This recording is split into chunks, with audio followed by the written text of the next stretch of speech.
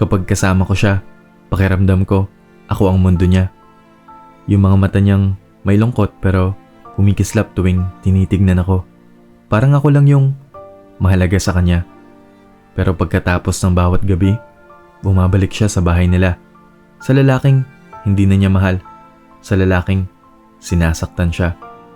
At ako ang sekreto niya. Ako nga pala si Marco, grade 12 student sa Dasmariñas, Cavite. Hindi ko to pinlano. Matagal ko na siyang gusto, pero imposible yon, di ba? Siya si Ma'am Christine, English teacher, advisor ko, 29 years old, seryoso, matalino, hot, at higit sa lahat, may asawa. Sa buong batch namin, ako na yata yung pinakawalang pag-asa sa paningin niya. Pero kahit ganon, hindi ko mapigilan yung sarili kong tumitig sa kanya. Kahit minsan, parang nahuhuli niya na ako. Isang araw, nagpaiwan ako sa classroom. Tinanong ako ni Ma'am Christine, "Marco, hindi ka pa ba uuwi?" "Ma'am, may tinatapos lang akong assignment. Mas gusto ko po kasi rito, tahimik, tsaka maganda ang view." Hehe, sagot ko. Hindi siya sumagot, pero yung tingin niya sa akin, parang may gusto siyang sabihin. Hindi ko alam kung ako lang ang nag-iisip ng ganun o kung may nararamdaman din siya. Biglang bumuhos ang malakas na ulan nung hapon na yon. Wala akong dalang payong. Akala ko, uuwi akong basang sisiw. Hanggang sa biglang bumusina ang kotse niya sa harap ko. Pinasakay niya ako sa kotse niya. "Basang-basa ka na, Marco. Dapat kasi nagdala ka ng payong." First time ko siyang makasama ng ganito. Kaming dalawa lang, sa loob ng isang maliit na space. Hindi ko alam kung bakit parang bumibilis ang tibok ng puso ko. Hindi lang dahil sa lamig, kundi dahil sa kanya. "Ano? Bakit parang tulala ka dyan? Samantalang ang ingay mo sa klase," pabiro niyang tinanong. Medyo nakakailang po kasi. Inabot niya ang puti niyang panyo. Nang kunin ko, nahawakan ko ang kanyang malambot na kamay. Tapos, nagkatitigan kami. Parehas kaming napahinto. Sandali lang, pero ramdam ko yung init ng balat niya. Doon ko naramdaman, hindi lang ako ang kinakabahan sa sitwasyong ito.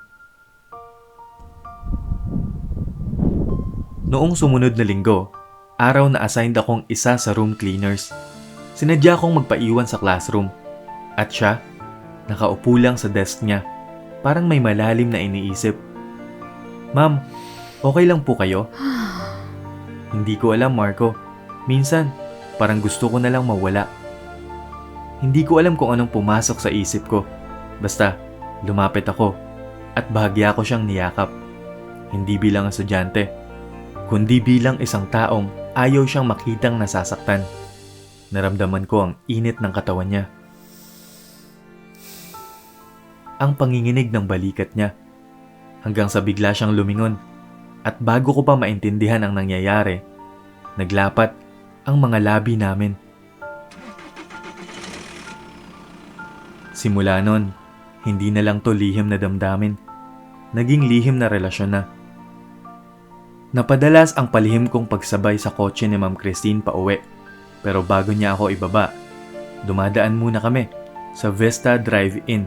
Siyempre, siya ang palaging nagbabayad ng 650 pesos para sa 3 hours na garage room.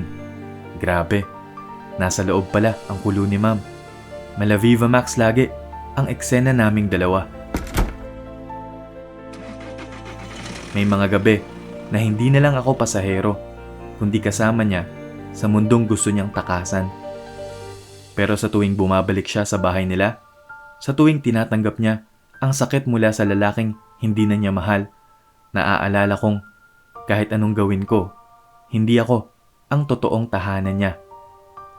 6 na buwan na pala ang lihim na relasyon namin at lumalalim na rin ang pagtingin ko sa kanya. Isang umaga, dumaan ang tricycle na sinasakyan ko sa tapat ng bahay nila. At sa unang pagkakataon, nakita ko ang asawa niya. Narinig ko si Ma'am Christine. "Ingat ka sa biyahe, babe. Miss na kita agad." Nakita ko kung paano siya hinalikan ng asawa niya bago ito sumakay ng kotse.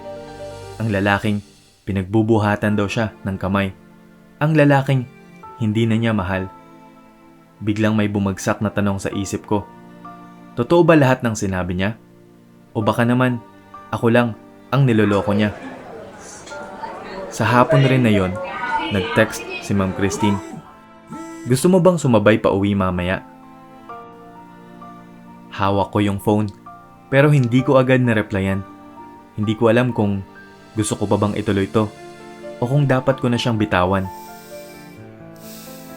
Nahihirapan ako magdesisyon kung ano ang dapat kong gawin. Lalaban ba o bibitaw na?